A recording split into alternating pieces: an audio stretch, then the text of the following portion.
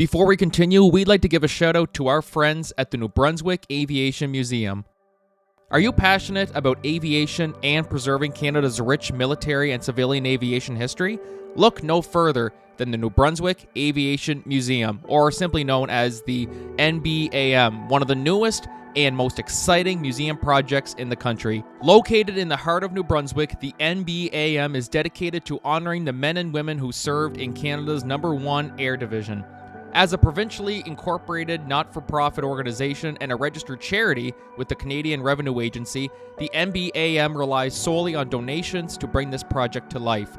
The New Brunswick Aviation Museum will be a premier destination for aviation enthusiasts, historians, and anyone interested in exploring the fascinating story of flight in Canada. But in order to make it a reality, they need your support. So how can you help? It's very easy. Simply visit the donation page at canadahelps.org or simply click the link in our episode description to make a secure donation online. Every contribution, big or small, will bring them closer to achieving their goal of creating a world-class aviation museum that New Brunswickers can be proud of. Together, we can make this vision a reality and preserve the rich aviation history of our province for generations to come. Donate today and be a part of this exciting journey. The Korzen Entertainment Show is brought to you by Podmatch, the ultimate platform designed to connect podcast hosts with prospective guests effortlessly. Are you a podcaster looking to elevate your show to new heights?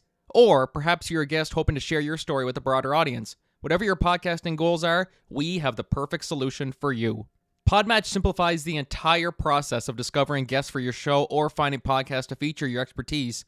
Now imagine a platform where you can easily match with like-minded creators tailored specifically to your niche. With Podmatch, you can effortlessly network with influencers and thought leaders, all while staying true to your podcast vision. There are a multitude of ways that Podmatch can help you grow your brand. You can be part of a thriving community of podcasters and potential guests. Engage, collaborate, and grow together. If you're ready to experience these fantastic benefits for yourself, we invite you to join Podmatch today. Head over to www.joinpodmatch.com/Korzen Entertainment and sign up right now for only $6 a month. That's right, you heard me right, $6 a month. Join the Podmatch family today and watch your podcast soar to new altitudes. Thank you for tuning into the Korzen Entertainment Show, and happy podcasting. Hey, what's going on, everybody? Welcome to the Korzen Entertainment Show. I'm your host, Frankie Corcoran, here on a Thursday again.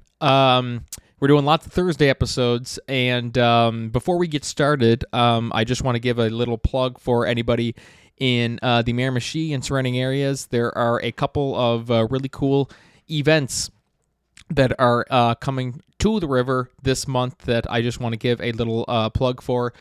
First off, we have Jazz at Carbeau, starring Leandra Gold and Blue Clay. The show starts at 7 p.m. at Carrefour Beausoleil. Concert is accessible to all with no obligation to purchase. You can reserve your place to the show for free, and at the end of the performance, you will have an opportunity to make a donation of the amount of your choice to support the artists and the Beausoleil Community Hub. You will receive an envelope which you can slip your contribution in cash, by credit card, or by check, or go to the donations table at the entrance to the Carrefour to hand over your financial contribution. In the end, it's you who sets the prices of your ticket. So that's a really, really cool event. That's this Friday, the 9th, February 9th. So really looking forward to that. And next one that we're looking to plug is one that I'm super excited to be involved with, which is CM Productions' Who's Underwear. It is a hilarious farce by Canadian authors Marsha Cash and Doug Hughes. Jane and Sybil are on the verge of the deal of their lives. They have rented a hotel suite for a very private showing of their passion fashion wear lingerie. Only famous Italian designer Bruno Frufarelli is to attend. The models are booked, the champagne is on ice, and the sexy samples are on display. They have anticipated every contingency except the arrival of their jealous husbands, who have jumped to the wrong conclusions, combined suspicious spouses, stolen underwear, and mistaken identities with $5 million, a scantily clad model, and a lecherous security guard. and you have the recipe for this giddy farce in the classic tradition. Show dates are February 20th, 21st, 22nd, and 23rd at 7 p.m. at the MVHS Theater. Tickets are $20 and can be reserved by calling or texting 506-625-2398 or at the door. So those are two really, really cool events that are coming to the river this month. Just want to give a quick little plug for that before we start the episode. Now on to the episode, Thursday's episode. This is a really, really cool interview. Annie Korzen, she is probably best known to a lot of people for her recurring role on Seinfeld as Doris Klump. And she is also a TikTok personality now. And she has written a fantastic book, The Book of Annie, Humor, Heart, and Chutzpah from an Accidental Influencer. If you notice why I paused there before I said that, I kept messing it up on air on the podcast. So that's just a funny little thing. Anyways, yeah, great conversation. She was a blast to talk to, and I hope you guys enjoy this special Thursday interview. And without further ado, guys, just sit back, relax, and enjoy the podcast today.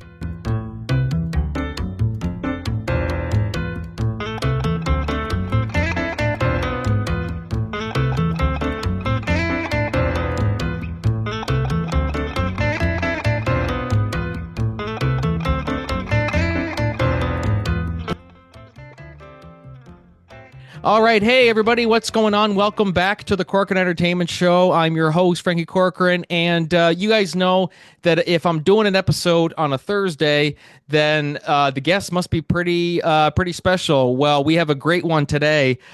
She is a actress, comedian, author, and she's also now a TikTok personality as well too, who's written an excellent book called The Book of Annie, Humor, Heart, and Chutzpah from an Accidental Influencer. I said that word right, did I?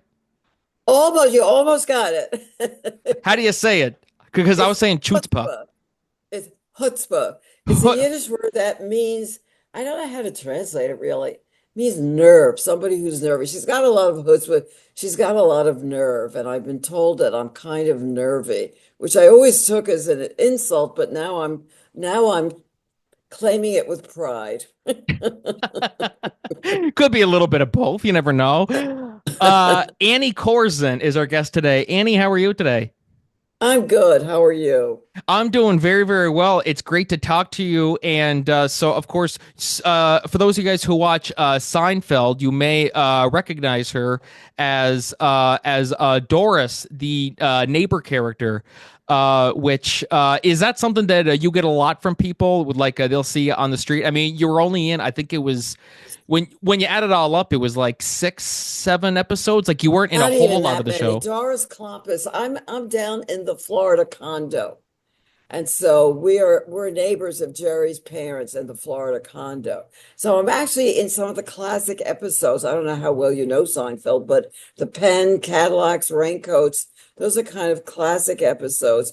And then I also did a second character, an obnoxious. I usually play obnoxious characters. For some reason, that's my specialty. But I'm an obnoxious airline passenger when Elaine is stuck in coach and Jerry gets bumped up to first class. So I've actually done two different. But the funny thing is, no, I rarely get stopped in the street. I rarely get recognized for Seinfeld unless I say explain which episodes, and then people remember those episodes. I remember Jerry's father is always fighting with my husband, Jack Klompus. But I do get stopped in the street a lot by my TikTok fans. And what amazes me is they're all very young. I'm old. I'm an old lady. I'm 86. And a lot of my fans are in their 20s. So that kind of has been meaningful to me, that I'm, for some reason, whatever I have to say seems to be resonating with very young people. Like yourself. How old are you? I'm 25. I'll be 26 in July. Go. You're my target TikTok audience for some strange reason. Still trying to figure that one out. I really like the TikToks though. Well, like even I think it was just a few days ago, maybe you had put it up. It's one. As soon as I saw it, I said, "This is actually something that I don't normally think about really on a daily basis." Which Oh, you said it was a recent podcast you did, and the host asked you, "What do you yeah. think when you wake up in the morning?" Did you Yeah, always think their about first that? thought when you get up in the morning, I thought that was a very cogent question, and I've been asking people, and it's interesting the kind of response. Well, what's yours? What's the first thing you think of when you get up in the morning? See, it's funny. As soon as I saw that TikTok, I actually took a minute and I said, "What do I think about when I get up in the morning?" It's actually one of those things. It's kind of like I always say. I always use the brushing teeth analogy, where it's just you get up, brush your teeth, you don't really think about it. And the same deal with like the second I wake up. So now I kind of have to take a look back and I'm like, what do I really think about too? Like it's just one of those. It could just be if it's an early day, like just oh god, do I have to get up? Like please tell me my alarm's not going off. Like maybe stuff like that. But really, aside from that, I can't really think. I mean, obviously now after I wake up tomorrow, I'm gonna start taking notes how I feel. But did you always think that too, like throughout your life? Well, when I get up in the morning, if I'm doing creative work, I look forward to it. If I'm writing, performing, teaching, storytelling, anything like that is fun. But unfortunately, these days, a lot of the times I wake up in the morning and I just groan at the overwhelming thought of the problems I have to solve that day. Because life is really about solving problems. That's what we do, right? On a daily basis. And, oh, how can I help my husband recreate his website? How can I deal with getting new glasses? How can I deal with things wrong in the house? Just kind of, they're not tragic problems, but sometimes I feel overwhelmed by them. But I got a good answer, I thought, from a couple of people. A couple of people said they get up and they express gratitude for being alive, for starting a new day, which is kind of cool. And of course, I'm in Los Angeles, and there's a lot of terrible, tragic things happening here with people who've lost everything. And I was thinking, I get up, I should be grateful that I've got a roof over my head, right? And that I've got a roof and my husband and food in the house. Those are things to be grateful for. Exactly. And it's stuff you don't always take into consideration too. Like Right. we always talk about like here where I live, it's cold. It's like for us people from wherever they're listening to are probably hearing this and going, "Oh, come on." Right now it's like minus 15 where I am now. Uh No. yeah, Oh my so for me it's goodness. freezing and then you hear of how cold it is in other places in the world and you're like, "Okay, why are we complaining?" Like I mean, yes, it's cold, but we could have it a lot worse. Is that kind of a good No, I mentality to think you have? have a right to complain. I think Okay. minus 15 is pretty complainable. It's pretty complainable. Oh my Well, that's goodness. how I kind of adjust to it too. I'm like, it could be worse. But I guess you could be in Antarctica, but yes, exactly. I see those pictures in this weather. I'm like, yeah, I'm gonna stay right where I am. you know Uh, something? My husband is Danish. And I often think in a lot of ways I could have a more comfortable life in Denmark because, the kind of government Denmark has this very advanced social service system. So in Denmark, education is free, healthcare is free, elder care is free. There are a lot of things that we have to deal with in here that Danes don't have to think about. But then I think of the climate. Now, it's not cold the way it is with you, but it's rainy a lot of the time and it's gray and it's dark. And I think, gee, I just don't think I could live in that climate in spite of free health care. no, exactly. That's it. And it's just and some people like it, some people don't. But really, no matter what you do, there's going to be some sort of inconvenience Yes. that is going to throw a wrench into all of your plans. Like you might have everything mapped out to a T, what you're going to do today, and I have a flat tire. Well, there goes that day. Yeah, And that's right. just what can you do? You know what I mean? But going back to your TikTok. Did you ever imagine you've done so much stuff in terms of TV and comedy and all that stuff. Did you ever imagine that you would embrace social media the way you have, where you've got like Absolutely what not. a million TikTok followers now, something like that? No, I have, well, no, I have 500,000, but Half have a many million. million likes, many million. I forget how many You likes will I get to have. a million followers though soon. If you're already at half, then Uh, and oh, and I should mention, I keep forgetting to mention this, that because of that TikTok scare we had a couple of weeks ago, I've now started a YouTube channel called Annie Korzen Videos. My TikTok is A Korzen, and my YouTube channel is Annie Korzen Videos. And I've since learned that it's a different audience. The same people who go on YouTube do not necessarily go on TikTok. But I'll tell you something, Frankie, this whole TikTok thing has been a result of one of the things I talk about in my book, which is my mantra is if someone suggests something to me, I try and say, yeah, why not? Yeah, why not? And just before the pandemic started, a young friend, a 30-year-old friend, said, you should be on TikTok. And I said, what? That's the craziest idea I ever heard. I certainly wasn't on it. And why would anybody want to see this old lady, on? She said, trust me, you would go viral. And I said, okay, yeah, why not? If you can show me how to do it and if you can produce it in the beginning, let's try it. So, uh, I do not regret anything I've done. I regret the things I haven't done. So that's one of the big messages that I have to share with everybody and that I talk about in the book is just try and you know something? And the same thing happened with Seinfeld. When I started Seinfeld, it was 91. The show was not known yet at all. And it was one episode with a few lines, and a better known actress at my agency turned down the audition. She said, I don't know the show, it's just a few lines. I think it's beneath me. And I said, you want me to audition for it? Yeah, why not? It's a day's work. I had no idea that the role would recur. I had no idea that the show would become the global hit that it did. And because I said, yeah, why not? That was 91. And in all my episodes, I've had very few lines. I'm not a big star on it. I'm still a bit player on it.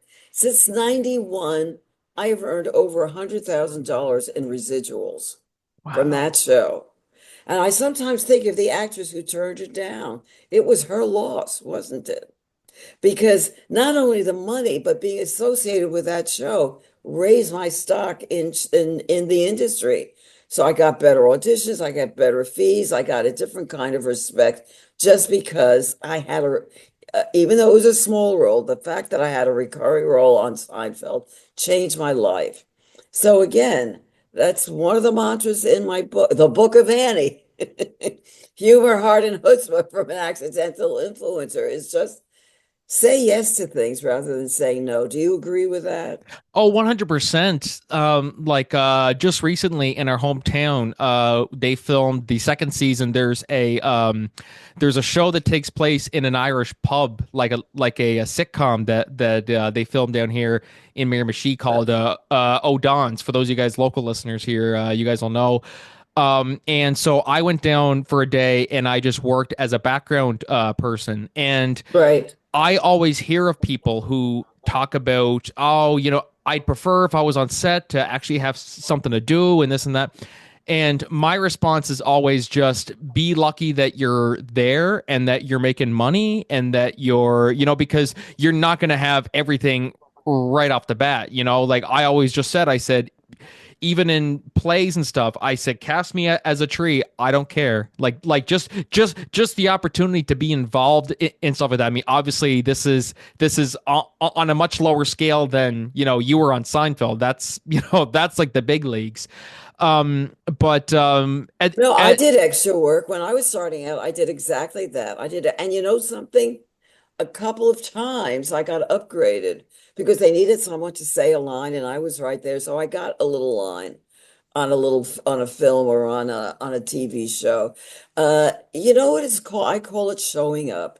You have to show up and yeah. you do not know where that's going to lead you. And again, it's a day-to-day's pay and you're on a set, you don't know who you're going to meet. You don't, I mean, I totally agree with you. You got to do that stuff.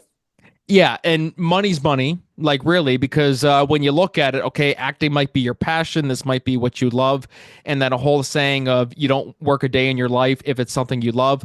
But Right. at the end of the day, it's still a job, and you got to put the work Absolutely. in. Like And every job working is a through all the years, miracle. have you dealt with people with those types of egos? Like, that's beyond me.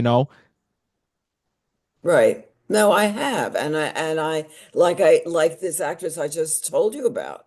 Um, She's probably kicking and herself in the arse now. Is I hope so. Um, and the thing is,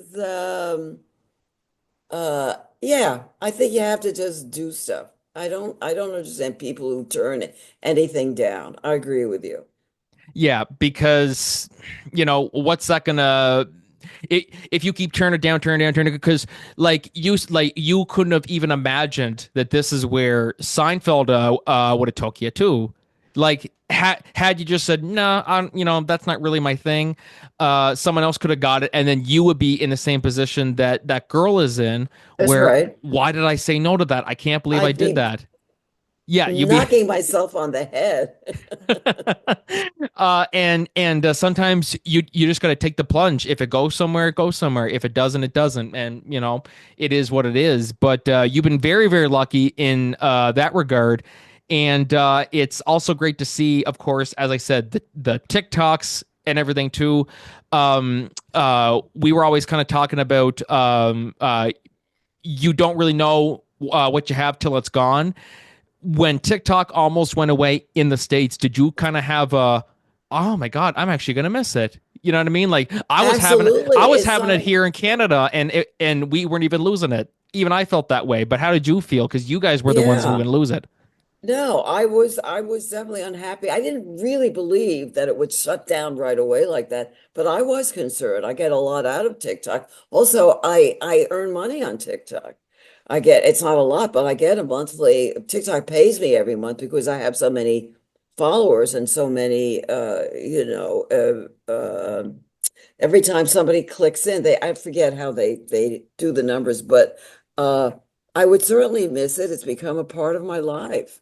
Um, and now this YouTube thing is something new, and I will try it because, as I say, I try to keep myself available for new things. Also, I'll tell you something funny about TikTok, and it's another theme of my book, which is that Frankie, I don't know if you have this, but I have all my life been criticized for certain things.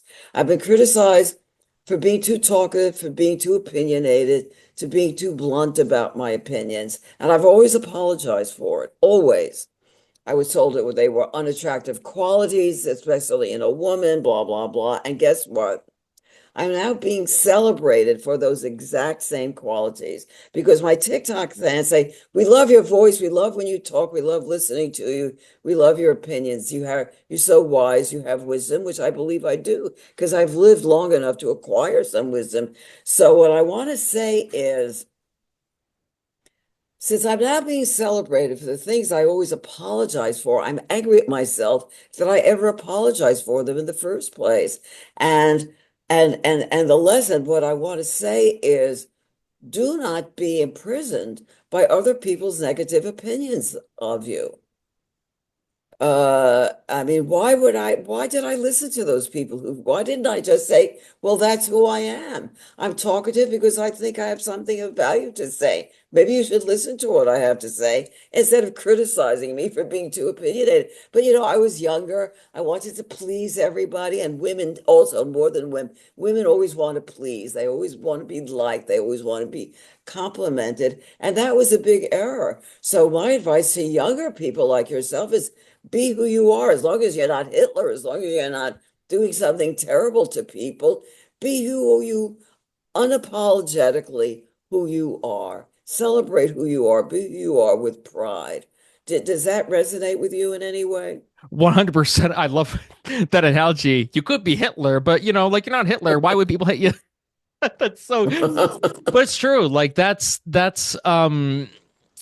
when people are coming into this type of space where they're doing podcasts and they're putting themselves out there, one of the things that I think people one of the first things and most important things that they need to keep in mind is that it doesn't matter what the trolls say online, you know. Um, because if really, like, if you think about some of the big stars and stuff like that, like, you know, Seinfeld for instance, if Jerry listened to some of the hate mail he got and quit, you know, like, that's just, you know, that's what some people could do Barbara nowadays. Streisand, I read Barbara Streisand's autobiography recently. It's pretty remarkable. All the hate she got. You're too this, your nose is too big, you're too Jewish, you blah, blah, blah. And she just went on and did her own thing. She just believed in herself. But no one ever expected anybody who looked like Barbara Streisand to become the kind of global star that she became. And then here she is Nobody now. except Barbara Streisand. No, exactly, that's exactly it. And I think it's just um I always say that one thing that we do with ourselves when we're in these types of situations where we're artists or we're whatever, we are our worst critic. And I always say too that if you make one mistake, um, like someone you know makes a mistake, okay, that's the only mistake that you've seen them make. Or like the first, Right, yeah, the first mistake you've seen them made, but you know all the mistakes that you made. So like I think about, oh, I did this wrong, I did that wrong. I remember the time I right. did this, I did that.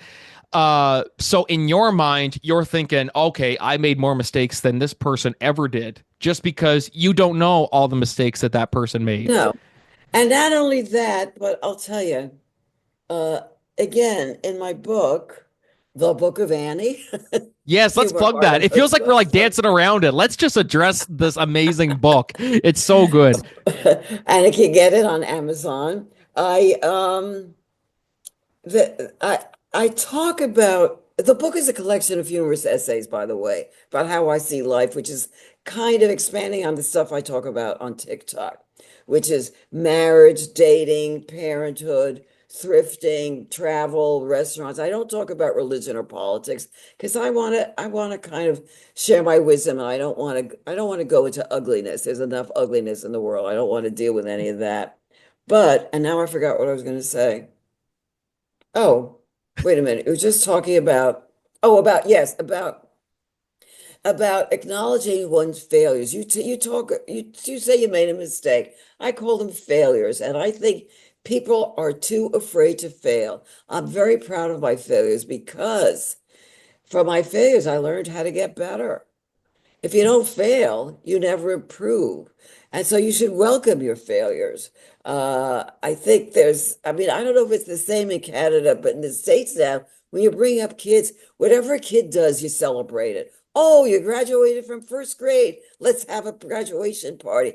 You should graduate from first grade. That's your job when you're 7 years old. That's what you're supposed to do. And but if you fail, if a kid fails at something, you say, "Oh, that's okay. It wasn't really that bad." Yes, it was bad that you accidentally killed a cat, and you should face the consequences, and you should learn how to not make mistakes like that in the future. You know what I mean? That we should accept our failures more and learn from them. Any failure is a big learning op. My son, when he was on his way to get his driver's license, we were all in the car together and we're up in the country. We weren't in New York. We had a little country place. And on the way to take the driver's test, he had an accident and and totaled the car. Oh, And guess what? And it wasn't totally his fault. Somebody rear-ended him, but he wasn't experienced enough to know how to handle that. So he crashed into a post, a signpost, and totaled the car. And guess what? My son is probably the world's best and safest driver to today because he had that traumatic experience and he learned that when you're in a car, you have to have all systems go. You have to be totally focused. You have to be totally cautious. And he did not see the car that rear-ended him. He didn't see it coming. And so that was a drastic way to learn something, but it was a learning experience. This episode of the Corkin Entertainment Show is brought to you by Taylor Brands. Are you ready to take your brand to the next level? Whether you're launching a new business, scaling your side hustle, or just want to give your existing brand a glow up, then I highly recommend you check out Taylor Brands. Taylor Brands is an all-in-one branding platform that empowers entrepreneurs and creatives like you to express your unique identity online.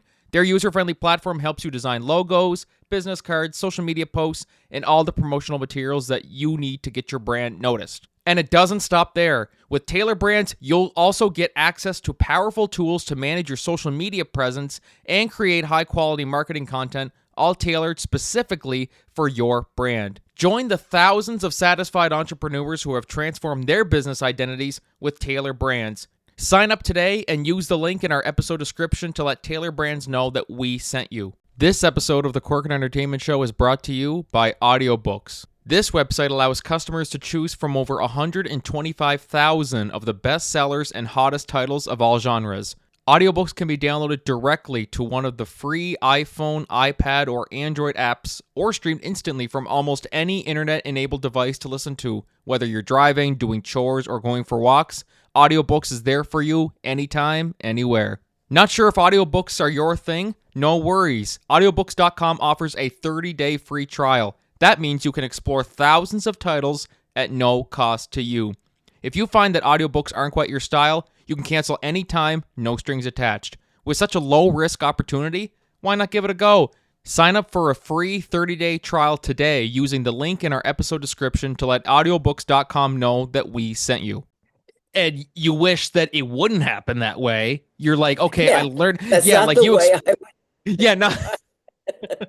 I wouldn't wish that on anybody, but The best way to learn it is to watch it on TV and go, yep, I'm never doing that, instead of experiencing it firsthand. But yeah, as you said, that's how you improve with this stuff here too. How about like writing and stuff like that? That's always a big thing too, because when you're sending off to editors and stuff like that, you'll get some feedback and saying you need to cut this or do this or tighten this up or fix all that. How important is it, especially for something like writing, where you're writing a book that you're passionate about? Like it's your baby, basically. How do you go about dealing with that? Probably about the same way, I take it, eh? yeah, well, first of all, when I write something, there are certain people I give it to before I show it to the public. My husband and a friend who's a good editor, and my son, people whose opinions I trust. But also, funny that you should mention that. I teach writing, I teach storytelling. And what I've noticed over and over and over again, writers can be good. They can have a good voice, they can have a good handle of language, they can tell a good story. There are two things they always mess up on, and one is the editing, just what you're saying, that they don't know how to leave out the extraneous, the unnecessary. They want to get it all out onto the page, which is fine. You can start by getting it all out on the page. But then you've got to go back and take out what doesn't belong there and what weakens the story. Anything that takes away from the storyline, you got to be ruthless about taking it out. And I've learned to be pretty good at that. But even so, when I wrote my book, I still worked with an editor who pointed out certain things. You always need another pair of eyes, no matter what you do. You need somebody else. That's why actors need directors, you know. I think it's harder if you're a visual artist. I don't know how you take it's how you edit your work or how you get somebody. Well, maybe I don't know how that would work because, but definitely anything to do with words or performing, you need another pair of eyes guiding you. And the other thing is, I think that I've learned, at least in teaching storytelling, which is a short form, I'm talking about the kind of story that David Sedaris tells, the kind of story I tell in my book. That the endings have to be meaningful. And I think a lot of writers are good at telling a story and they're not good at finding a universal ending. I mean, a universal meaning at the ending. And that's really important. What is the story really about? at the end, what did you learn here? How did this make you better? How did this change your life? How did this episode change your life? I think beginning writers forget how important endings are. Yeah, because a big thing is to be a writer, and whether it's for TV or it's movies or for the stage, the first step to any of that, especially to be good at it, is to watch a lot of, like, you want to write for TV, watch a lot of TV shows. You want to write for the stage, Absolutely. write a lot of movies, just so you Absolutely. can learn rising tension, conflict, like, just so you can properly learn how to set stuff like that up. And even before I started producing my own shows and stuff like that, I had done lots of community theater. I had read lots of plays, and so Absolutely. you can I even just totally agree with look you. at how certain playwrights like Neil Simon, who you also did a play in one of Neil Simon's plays too, right? Prisoner of Second Avenue, right? Yes, and Jason Alexander, I played one of Jason Alexander's sisters. It was a lot of fun. It was a lot of Yes, fun. that's a And fun show. Neil Simon is a little underrated, I think. People have a tendency to look down at comedy. They don't take comedy seriously. I take comedy very seriously. I think if you really want to know how the world works, go to the comics, go to the funny people. I mean, and Neil Simon understands a lot about the way the world works. But that play, Prisoner of Second Avenue, had a lot of serious things in it. But uh, again, I forgot what I was going to say. Oh yes, but you have to. I agree with you. You've got to study that. I once took a class. I've taken several classes in script writing because I thought maybe I might want to do that. And there are certain movies that are classic. If you There's a movie with Paul Newman called what's it called? It takes place in Boston, and he's like this drunken lawyer. It's written by David Mamet. Um, Let me just do a quick Google search on this. yeah, look it up Paul because Paul it's a Newman. classic. It's a classic lesson on how to The Verdict. Oh, The Verdict. Yes, that's the right. verdict, right? And it's a classic lesson in how to shape a character arc, where that character starts from and where he ends up. And it's a very thrilling ride. And I watch it every couple of years. I watch it again just to remind myself of what Yes, of what a story arc can be. that's a great movie too. I saw that. It's an older movie, but it's a classic movie. That's a really really good one. The Verdict. I was trying to think. I said, my God. I said I actually forgot it was Paul Newman in it. That's Um, right. but yeah, no, absolutely. That's a perfect example. And I mean, it's Paul Newman too. You know what I mean? Like you Of don't the get mu- story structure. And whether you're writing a small piece like I do, or a short story, or a play, or a movie, or a TV episode, the structure is pretty much the same. The story arc, you start one place and you don't end, you never end in the same place. You yeah. end somewhere else. Well, even like Uh, how Neil Simon writes his plays. Well, he writes the plays first, and then they get adapted to movies later. Like they, of course, had the Odd Couple play, and then right, translated that right, to right, movies, and they were able to right. do more. Where they weren't just confined to one setting, they were able to take Yeah. certain story beats from the Odd Couple that are in the apartment, and they're able to go out and there's a restaurant scene, and they're able to do a lot more Mhm. than you could do with the stage. So there's definitely they're very different, but they're also very similar in that regard. The same plate served by or a different plate served by the same chef is the best way that I would Right. describe that. So That's a nice way of putting it. I like that. perfect Um, analogy. but I'm a big TV addict. I watch TV every night from like 10 to 1 in the morning because TV now is so great. Movies, I've lost interest in movies because I don't watch sci-fi, I don't watch horror, I don't watch action. So that kind of, to me, my feeling is most movies now are made for 14-year-old boys. I'm not that audience. On the TV, on the other hand, the writing has gotten so sophisticated, so exciting, so meaningful that I just can't stop watching. I mean, there are so many great series on, great shows. Well, it's easier too. It's more convenient than going out to a movie theater. And don't get me wrong, I still love going to the movie theater. Like there are certain movies and stuff like that that I need to experience in a theater. But An audience. I you get just that. think of convenience. What's more convenient, you know? Yes, I have dinner and I get into my jammies and I lie down on the sofa and there I am. I'm happy and I'm entertained for the next few hours. Uh, but yes, it is though. You do sometimes want to see something with an audience. There are certain things that I wish that I had seen with an audience. That is true. That is Especially true. comedy plays or comedy movies where Yeah, you you get to want to laugh laugh. with the audience. Exactly. That's always Exactly. the best. But Annie, so feel free to give a little plug for your book. It's a great book, by the way. Too, you guys really should check it out. It's of course the Book of Annie: Humor, Heart, and Chutzpah. Did I say it right? No, Chutzpah. chutzpah. Chutzpah. Oh my God, why can't I say that right? Humor, Chutzpah. Heart, No, and now I'm saying it wrong. It's chutzpah.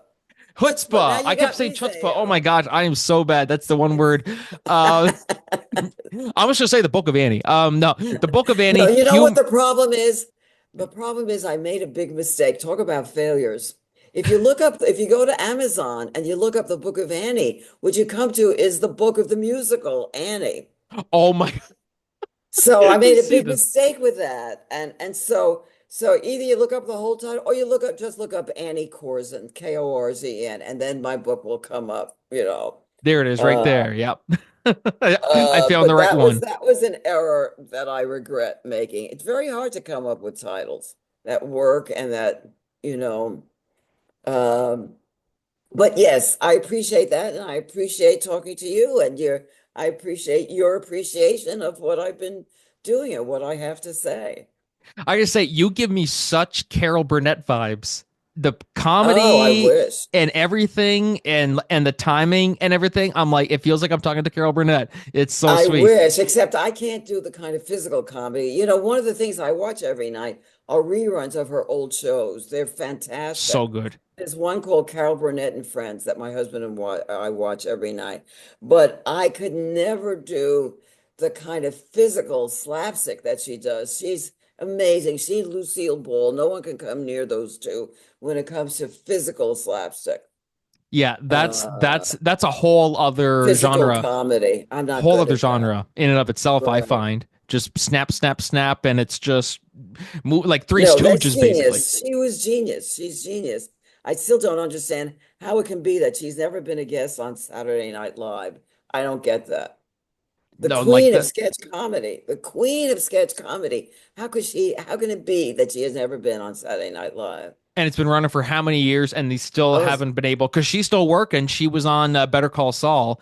She had a big part in the final episodes and was is great that in it. so? I didn't watch that. My husband watched that. I never got into Yeah, that. she, Although I did watch I did watch Where Did Soul First Come From? Breaking Bad. Breaking Bad. I did watch Breaking Bad, but for some reason I didn't get into the other one. But yes, you do see her. She does cameos, she does things. Right, That right. would be the dream to get her on here too. So let's Oh, keep our fingers crossed. right. But speaking of dreams, this episode was a dream. Getting to talk with you, just hearing about all your amazing stories. Your humor is top notch as well too. The book's great.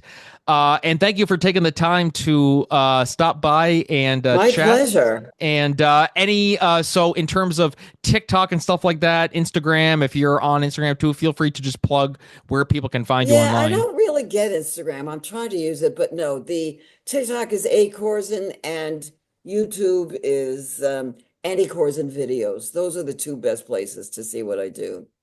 Perfect. So make sure to follow her on there, guys, and be sure to check out her book, The Book of Annie. That's all I'm going to say.